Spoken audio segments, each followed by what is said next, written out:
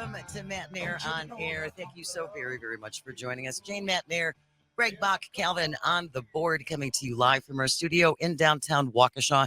You can join the show, call, text 855-75-CIVIC, or leave a comment on the live stream on Facebook, YouTube, and what used to be Twitter. Very excited to have our guest join us again. You were here a couple of months ago, and it was such an interesting discussion, and it's gotten a lot of traction on our social media accounts, and I think it's really important information, which is why we wanted to have you back. Retired Brigadier General Steve Anderson is joining us. Good morning, sir. How are you? I'm doing fine. Thank you so much for having me on again. It's a real pleasure to be here. It's such an important conversation, Steve. And for people who didn't hear you the first time around, if you wouldn't mind just sharing a little bit of your background and your experience in the military. Absolutely. Well, I'm a 31-year Army guy, and I'm proud to have served in Iraq and Afghanistan, Korea, Germany. I've served in NATO environment multiple times, and I was proud to have been the logistician, the senior logistics officer for General David Petraeus in 2006 and 7 during you may recall, the 5-brigade surge when we were trying to bring more troops very rapidly over to Iraq. And I was very, very proud to have been part of that mission. And I've been retired now for about, hard to believe, 15 years, but I've been a businessman. I've done a number of things. And one of the things I do, by the way, is I work with a group of fellow retired senior leaders in the government called National Security Leaders for America. And we're trying to essentially, right now we've got over 700 members and they call ourselves members, and we're essentially trying to do everything we can to oppose Donald Trump and his presidency. Which I'm sure is shocking to some folks to think that so many members of the military and former members of the military are coming out against their former commander in chief. But so this brings us to NATO and the importance of NATO. And we're going to get to Ukraine also, because there's been some Looney Tune stuff being said from certain members of the Republican Party about Ukraine and why they should not be getting any aid. But in your firsthand experience, Steve, why do we need NATO? Why is this important? NATO is the most important and probably the most successful collective security agreement in world history. It has driven over the last 77 years an incredible amount of economic stability and political stability in the United States and NATO. And it's not an understatement to say that much of the things that we enjoy today in the United States came as a direct result of our NATO alliance. They allowed us to win the Cold War. They kept us from being escalating the Cold War into a nuclear confrontation. The cultural ties, the political ties, the economic ties with Europe have been so vital to our success as a nation and our prosperity as people that live here. And it just can't be overstated. And so NATO, I mean, the thought of even leaving NATO, of not supporting NATO as strong as we have, is just preposterous. And we've got to continue to support NATO because they're so key to our, like I said, to our economic well-being. We are a global world now. Everything is interconnected. It's like the environment. It's all a part of a piece. And Donald Trump has said that he wanted to withdraw from NATO. And if they are not paying their dues, then Russia should just go in and attack them. That seems like a bad idea. It's ridiculous. I mean, he's treating the NATO alliance as a membership at one of his golf clubs. That if you don't pay your dues, you get kicked out of the club. That's not how it works, in national security. And first of all, there are no dues, okay? The requirement or the objective is for NATO participating alliance countries, which there are 32 now since Finland and Sweden just recently joined. The requirement is to develop or to provide 2% of your gross national product to national defense, to invest in your own national defense, essentially. That's what it is. And and of course, some of the people have struggled. Some of the member countries, and a number small of them, have struggled to meet that. But 2% is, I mean, the vast majority of members of NATO alliance provide more of their GNP to national defense than does the United States. you know, but difficulty in meeting that requirement doesn't mean that they aren't continuing to support everything the United States is trying to get out of that alliance. And don't forget, NATO was there for us for 9/11. Okay, the only time that Article 5 has ever been invoked, and of course that's the attack on one is the attack on all clause. The only time that it's ever been invoked has been Europe and NATO's support of the United States. They went to Afghanistan because of 9/11. They went to Iraq because of 9/11. They lost thousands of their own flesh and blood as casualties in places like Iraq and Afghanistan. Why? Because they were loyal to the NATO alliance and because they wanted to support the United States. There's just no better alliance and no better friends that we have in the entire world than our NATO partners. If you're just joining us, our guest is retired Brigadier General Steve Anderson, and we're talking about the importance of NATO and who would, if the United States, Steve, would withdraw from NATO, who would be happy? Of course, Vladimir Putin. I mean, and probably Putin's puppet, Donald Trump himself. And unfortunately, a number of GOP whack jobs that have aligned with themselves. And believe me, Jane, it is very painful for me to say this because I'm a lifelong Republican. I am a Ronald Reagan, George Bush 1 and 2, Mitt Romney, Bob Dole. I've always been a Republican. Okay, but in the military, we try to be apolitical. We try not to get involved in politics, not to show it. And I can tell you, in 31 years of Army, I didn't know what my bosses, who they voted for or who they supported even. I mean, that's just how apolitical the military is. But all of that, from my mind, changed on the 6th of January, 2021, when we saw the radicalization of the military and we saw an overthrow of the United States, and we had a president that refused to accept the results, and to contribute to a peaceful transition of power. All of that changed, and I felt that it was time to start speaking out about what was going on. And so I'm proud to say that over 700 senior leaders of the government, ambassadors, general officers, admirals, etc., have signed on with us, and we're trying to do, like I said, everything we can to ensure that Donald Trump is never elected president again.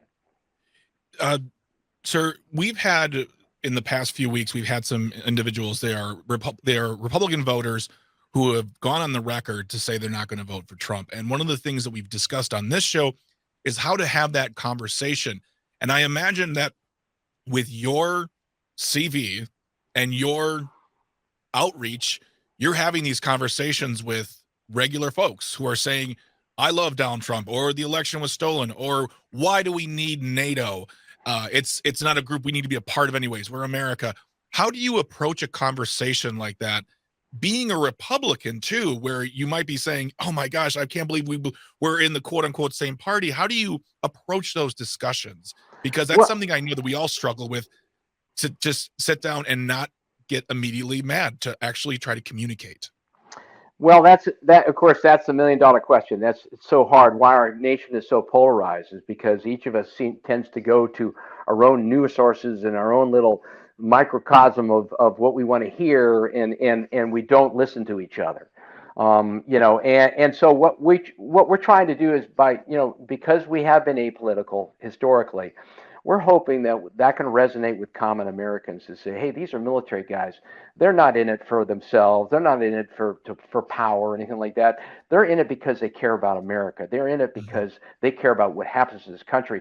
And so we're hoping that can help break down some of the barriers you just mentioned that are out there. I mean, most of this is driven by ignorance. They just don't understand how important NATO is. They haven't been taught. They haven't learned. They haven't retained whatever. And they haven't been reminded how critical NATO has been to over the last 77 years of prosperity in the United States, in the entire world, how critical it's been to our development. So we try to educate people, say, just remember, that this has been extremely important. This has created an atmosphere in which we've been able to economically prosper in a way that no one could ever imagine 77 years ago. And oh, by the way, they went to bat for us after 9/11. Okay, let's not forget that. And people tend to do that. People unfortunately forget that 15 years ago, the United States was spending $300 million a day on the war in Iraq and Afghanistan. $300 million a day. So people talk about supporting Ukraine is too expensive. Hey, look, I mean, supporting Ukraine, that's an existential threat to our nation. It's an existential threat to world, peace and security. Iraq and Afghanistan was never really in that lake, in my opinion. Sure, they were a breeding ground for terrorists, but they were not that kind of a threat where they could actually take down the United States. Different story in Ukraine, where you're talking about an adversary like Russia that has nuclear weapons, hundreds of them pointed to the United States right now. We're talking to retired Brigadier General Steve Anderson about the importance of NATO and also the importance of the U.S. continued support for Ukraine.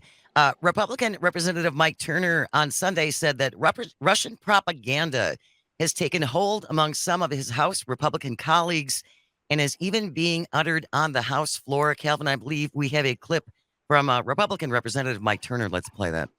Congressman McCall made a comment this week about what he says sounds like Russian propaganda from some conservative media, and why it's so difficult to explain to Republican voters why supporting Ukraine is important. He told Julia Yaffe, quote, "I think Russian propaganda has made its way into the United States, unfortunately, and it's infected a good chunk of my party's base." He singled out primetime shows on conservative channels. Do you agree with him? And how big is this problem? Oh, it is absolutely true. We see directly coming from Russia attempts to mask communications that are anti-Ukraine and pro-Russia messages, some of which we even hear being uttered on the House floor. Mike Turner talking to CNN's Jake Tapper about Russian disinformation now pretty much infecting a portion of the Republican Party. Our very own Ron Johnson, Steve, had said Putin's going to win. So what, I guess we just give it to him. It's insane. It's insane. I mean, Ron Johnson just, I don't know. It's hard to politely describe him in any way other than just an absolute. You don't have to. Yeah, he's a moron. Let's get down to it. He's just a moron. But all these guys, they get their news. They're taking their news from, these sources, and it is Russian propaganda. I totally agree with that. I've been on Jake Tapper's show a couple of times, and Mike McCall's spot on. I mean, they're hearing what they want to hear, and they're essentially taking their orders from the bronze god himself, Donald Trump, and they're essentially speaking things that they think will appeal to him. But any true Republican like myself, unfortunately, I'm proud to call myself a rhino now, Republican in name only, because I simply can't associate myself with the present group of Republicans.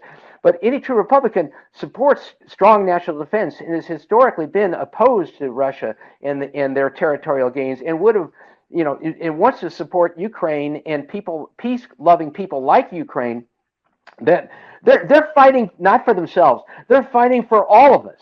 And people, we absolutely need to understand that.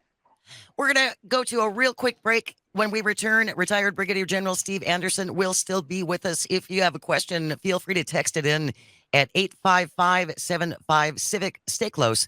You're listening to Matt Nair on air. This is the Civic Media Radio Network. Good morning. Welcome back to Matt Nair on air. Thank you so very, very much for joining us. Jane, Matt Nair, Greg Bach, Calvin, coming to you from our studio in downtown Waukesha. Honored to be joined by our guest. Retired Brigadier General Steve Anderson is here, and we're talking about the importance of America remaining in NATO, also the importance of America supporting Ukraine as the Russian onslaught against that country continues.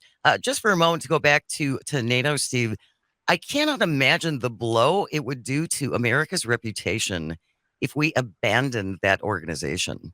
Oh, it would be absolutely catastrophic. I mean, we would.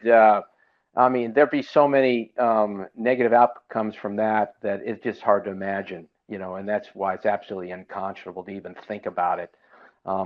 They have been so loyal. We've supported each other. I mean, sure, The United States is proud of what we've been able to accomplish in Europe, the Marshall Plan and everything. And we've always been an incredibly generous and supportive partner for so many of those nations over there in Europe. And of course, many of us, that's our ancestry. I'm Swedish, and nothing made me prouder than to see Sweden join NATO just recently. I bet. But I mean, but yeah, it would be absolutely catastrophic, and we've absolutely got to continue to support NATO, and we've got to continue to support Ukraine.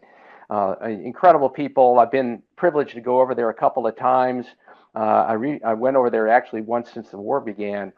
And when you meet a Ukrainian, you're so impressed with really three things that jump out at me. Number one, they love Americans. They absolutely love Americans. They're incredibly friendly and supportive of us. Number two, they consider themselves Europeans.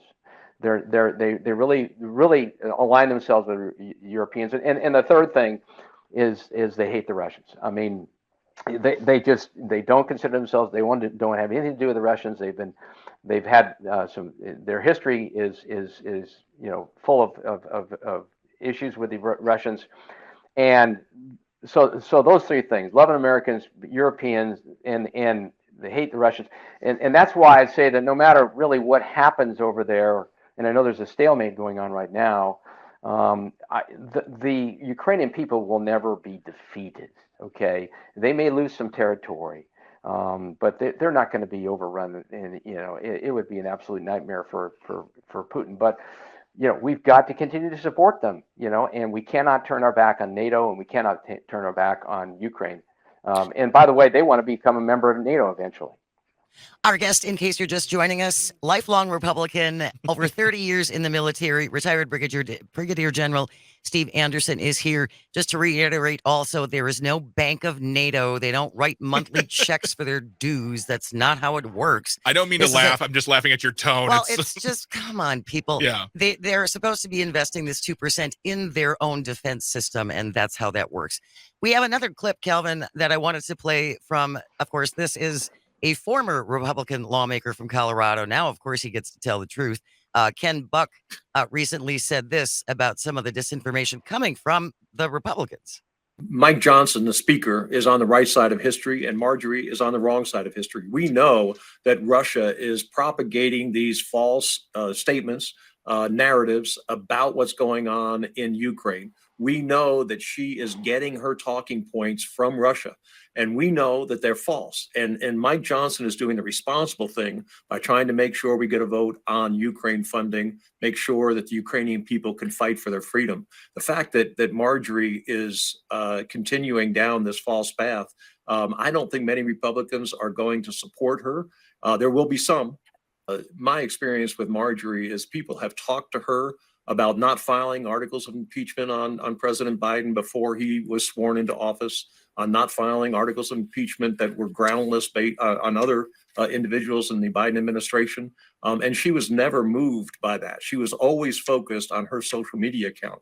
And Moscow Marjorie is focused now on this Ukraine issue and getting her talking points from the Kremlin and making sure that she is popular and she is getting a lot of coverage. That's retired Republican representative from Colorado, Ken Buck. This week, Steve, Marjorie Taylor Greene went on a podcast and said the Ukrainian government is attacking Christians. The Ukrainian government is executing priests. Russia is not doing that. Well, Vlad is such a long-standing Christian. I mean, come on. Unbelievable. I mean, she's absolute lunatic. She's an honor graduate of the moron class that included Ron Johnson and Matt Gaetz and so many others. I mean, it's just so sad to see that. But I mean, to Americans out there, I say, if you want to stop the circus, stop electing clowns, okay? Because that's what we're doing. We're sending absolute clowns. I mean, Marjorie Taylor Greene has no appreciation of history. She probably couldn't even find Ukraine on a map. She is absolutely lost her mind, but she's dancing to the puppet master's tune, and it's just so sad that she's got an audience, and she knows that every time that she does something silly like this, she's going to get more attention and more hits on her social media or whatever. Yeah. And that's what drives her, and that's what excites her is, bad news is better than no news. And so anything she can do to get attention, that's what she's doing. And we've got to send people like that packing, and we got to send them home and start running our government like it needs to be run. And I think it's important, sir, that we do things like having these conversations, because when you said earlier that people need to remember that NATO stood up for us after 9/11, I would venture to say a lot of people didn't even know that to begin with. When Jane says the bank of NATO, if Donald Trump stands on a pulpit and says that's what's happening, that's what people believe. It's about educating people and letting them know the history of NATO, the importance of NATO, our membership in NATO, and why we need to stay a part of it. It's all about the education, which is what we are doing here today with you again, and we thank you for that. Thank you, Greg. You're spot on. I mean, we've got to educate people. I mean, most Americans, they get it. When they have all the facts and they understand the situation, they're going to make the right choice. I totally believe in the people, are going to do the right thing. I was proud to serve in the military for 31 years, and that's a microcosm of America. You get people from all walks of life, all races, all cultures, all, religions, and it's an honor and a privilege to serve like that. Americans, when given the right facts and given the right information, they're going to make the right choice. It has been an honor to have you back. Thank you so very much. Retired Brigadier General Steve Anderson has been our guest. Thank you so very much. And I hope we'll talk to you again before November. Me too, Jane. Thanks so much.